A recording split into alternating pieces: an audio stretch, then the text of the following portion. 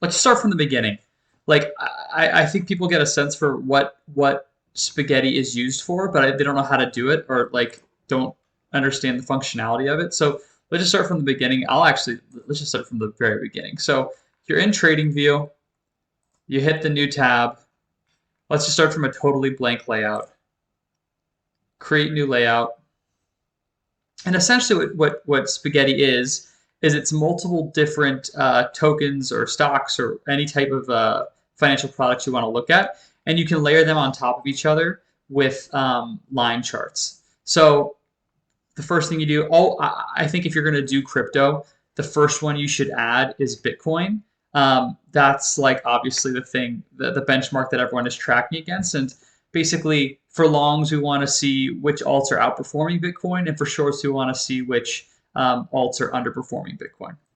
So let's just quickly make this a line graph, and let's turn Bitcoin orange because I cannot have a Bitcoin chart that is not orange because that just seems wrong. And I like to make the Bitcoin a little bit thicker, the line width down here, and I like to make everything else a little bit thinner. So let's just add. So you come up here, you click the plus sign, which is add compare symbols. Let's just add, the best ones. Solana. Some of these colors are going to be off, but we can change them later. ETH. Let's do AVAX. You could do Litecoin. You could do Hype. Hype is so strong right now. You can do Fartcoin. I'm adding all of these, and these are obviously the strong ones. Let's add, what else have I been trading? Sui. What else have I been trading? Pepe. Bonk. I'm in Bonk right now. Popcat. So you get the gist of it, and I think depending on what version of TradingView you have, like I am paying for the premium version, so I think I could put, infinite amount, or maybe it's like 100 or more. But I think it depends on what tier of TradingView you have, depends on how many you can add to each chart. But that's the only restriction. So, this is basically the gist of how you build it.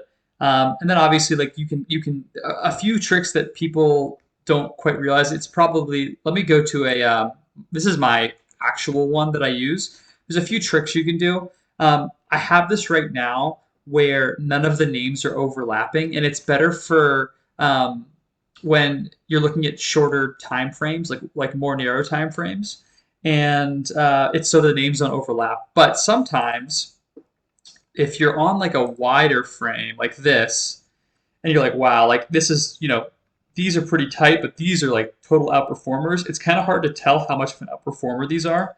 So what you do is you go to settings, and then this is no overlapping labels, meaning that they're not going to overlap, but you take that off, and then you can kind of more easily see like, holy shit, like virtual and goat, these are up, 289, 330. It's a much different picture than the rest of these kind of larger caps that are more clumped together. So there's something to think about. There's no right or wrong way to do it. I think it's all about preference, and it's about what time frame you're looking at. So I'm just going to leave it at no overlapping labels.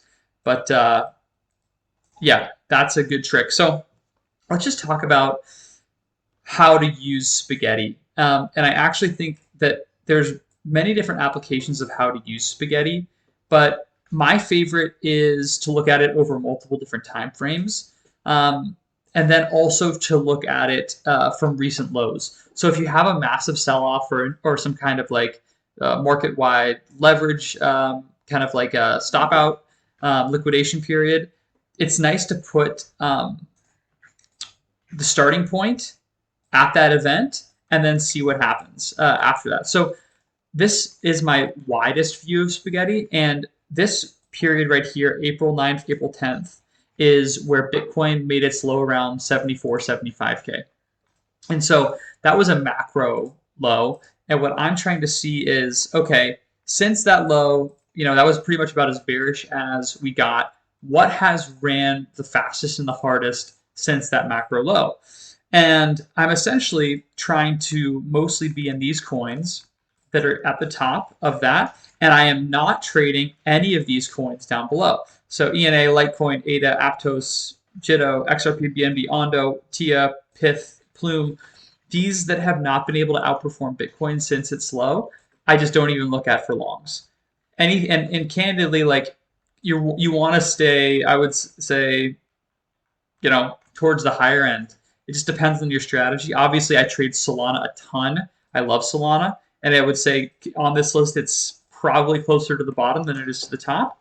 But it's a very predictable, clean coin. It's kind of like Bitcoin, and like obviously, I'll trade Bitcoin too. So this is where I start, and I love looking at the 3-day. This is the 3-day, so 1 day, 2 day, 3 day. So this is kind of I look at this, but this is something that I don't necessarily look at every day, like the wider time frame. Like I kind of know what's outperforming or not. Like it's not a surprise that Virtual Goat, Popcat, Hype, like Fartcoin, Pepe, like that these are doing the best. That's not surprising to me. What I will constantly look at is the 3-day. This is the last 24 hours. And then this is the New York Stock Exchange, the NYSE session. So since 9:30 a.m. Eastern and how things are performing. And what I like to do is first I like to get a sense for what is happening in the market over a 3-day period. Meaning I look at the 3-day, okay, where's this trend? Honestly, this is up. This is up and to the right. Over the last 24 hours, we had a big kind of shakeout here and then up and to the right. And then this is up and to the right as well, for the most part. Like, most alts are above the 0% line. So this tells me, and what I like to see is actually, for momentum style trading, you want to see that the shorter time frames are accelerating faster than the longer time frames. So I want to see that this New York Stock Exchange, this spaghetti since 9:30 a.m. is accelerating faster than the 3-day. Because if this is accelerating faster than this, that means we're in a slowdown. So instead of pointing up and to the right, if all your lines are kind of going down like this, I don't necessarily think I need to be taking longs. You want to wait for this to be flattening out, your 1 day to start turning, and then your lower time frames to really start going, and then you want to get in. And I really think that you learn a bunch about like what could be interesting. So like Aptos, like I have not thought about Aptos in months. Like I would say Aptos is kind of like somewhat, might be a hot take, but like somewhat a failed project. Like the founder of it, left and sold all of his coins in like a pretty short time frame, and it nuked the chart. Why is that ripping right now? It might be an interesting one to take a look at. So you can like kind of find ideas like that where you're like, Aptos, like why not? Why don't we go look at Aptos? And then you can like, okay, well, look at this.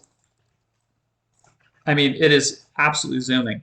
So you can kind of get a sense for like, okay, this is something that I have not been interested in, but maybe I need to start paying attention to this. Like I would not buy a vertical pattern like this, but if there was some kind of retest and there was some kind of setup, it's something to think about. What else could we glean from this? I mean, it's a lot of the things that have been hot. Like Sui had a lot of FUD, and I've been in and out of Sui a bunch. But it wouldn't have been a bad idea to take this again when it had max FUD down here. I didn't do it, but it could have been a trade. So this is basically how you use spaghetti. I guess, are there any questions or comments about it? Nuances? I'm gonna go back to the live stream and see. Anyone got any questions? I guess It's pretty clear. Yeah. I wasn't even really aware of this as a practice, so it seems like it'd be very, very helpful once you kind of dial into the nuances of it. Totally. I think it's something where like you play around with it, and you kind of find what works for you. I think I never had heard of anyone talking about 3-day, 1 day, and then New York Stock Exchange hours. I found that to be very helpful. Look, this is not a new concept. This isn't some like gate kept secret, but I will say that a lot of people will just use this very zoomed in. So people won't even look at it on the 3 day or I have it since like the April 9th lows.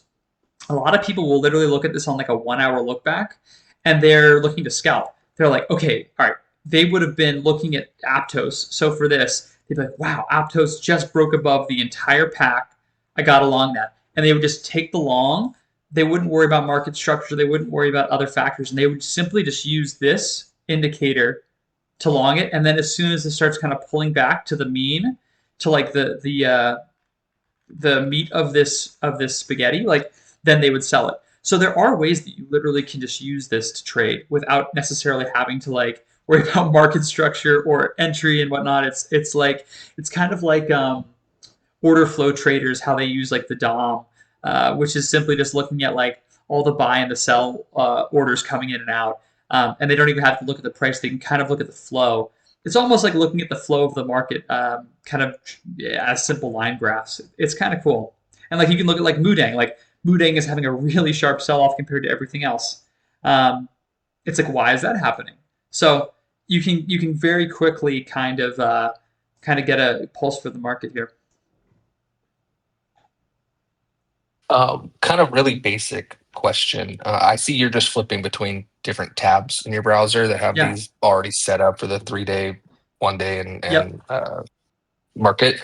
Um, is there like a quick way of setting that up as a new page, or do you just have to Yes. like scroll to the right time frame? Is like I'm just really really I'm really basic. glad you asked that question because all right, you should not make this 3 times, 4 times, 5 times. And I think actually when I was a noob, like, call it like a year ago, I feel like I was messing around with this and I did do that. Someone showed this to me and I was like, okay.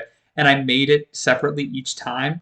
And it actually is if you have a lot of names, it is somewhat time consuming to do this. And if you want to get the Mhm. colors right and whatnot, like I have some grayed out because I'm not like as interested in them.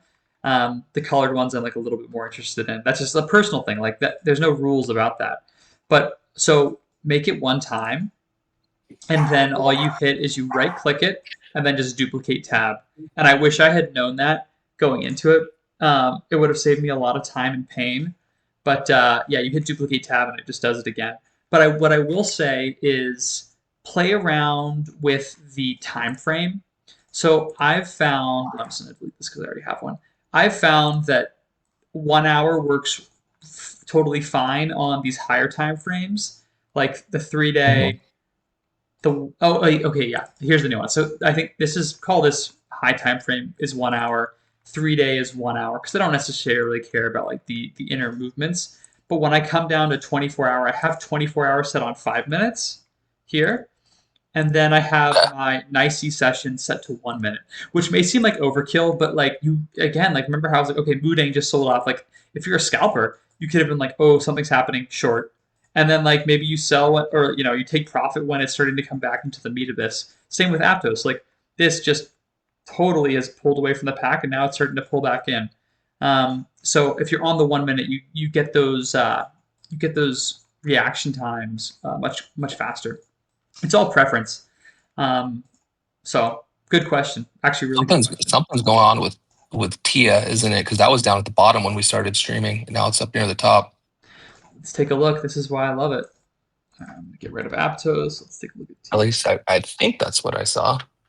Yeah, I mean, look, this looks great. Wow. This is let's just zoom out a little bit.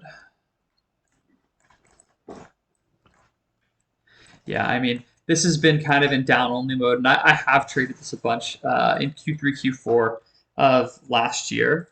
Um, let's see. Yeah, I mean, from a market structure perspective, low, and I would call these the lows. Higher high, higher low, higher high, higher low, and this is looking like a rounded bottom. And rounded bottoms are obviously like great bases because it's like, okay, on the microstructure, you've got the low, higher low, higher low. Sellers can't push it down. I mean, I wouldn't be surprised if the next move is just something kind of vertical with all these altcoins just ripping upwards. And it reclaimed its monthly open too. About to flip this kind of like, these are my clouds. They're just moving average and they're super charts, or sorry, super trend, moving average and super trend put together. But yeah, you flip this. Who knows? I'm sure this will make a higher high here. Break this. It looks. I mean, this looks super bullish. This is like bullish consolidation. So very interesting. And you just pointed out like a great use of this. Like I'm totally not looking at Tia right now. And yeah, you're right. Look, Tia's all the way up here now. Something I'm not Yeah. thinking about or caring about at all. But maybe this wants to run. This looks like it's about to break out. It cleared these highs right here. Oh, let's see. Yeah, we'll see. I saw you guys were talking about it earlier, and so that was like my eye focused on it when you first opened up the stream. Yeah. I was like, oh, it's down at the bottom. I wonder what like the relationship was there. And then as we were talking, it just like climbed up to the top. I'm like, okay, must be something Well, happening. no, but exactly. That means there's something significant happening, especially when everything is bullish. If something that wasn't bullish is now becoming way more bullish than everything, even though everything is already ripping, it's like, talk about fastest horse. Like, if you're a momentum trader or you want to be in and out of short trades, like, it's a great tool. And if you don't care what market you're trading, like, personally, I have my favorites, and you'll see me in like the group chats and the chart chats. Like, I'm posting a lot of the same names because I'm very familiar with what I know, and I know exactly what I want with them, and I'm able to kind of like get in and out of them quickly and make my money. Like, I haven't traded this in like half a year, but I would trade it again. I would have to take some time to think about it, but like, look, if your strategy is you don't care about what name it is, you just want to get the momentum, yeah, spaghetti is how you do it. Very cool. Very cool. Cool, man. Well, this is a great stream. Unless you have any more questions, I might just call it, and we'll put this up for everyone else to watch later. That was great. I appreciate it, man. Thanks for your Cool. time.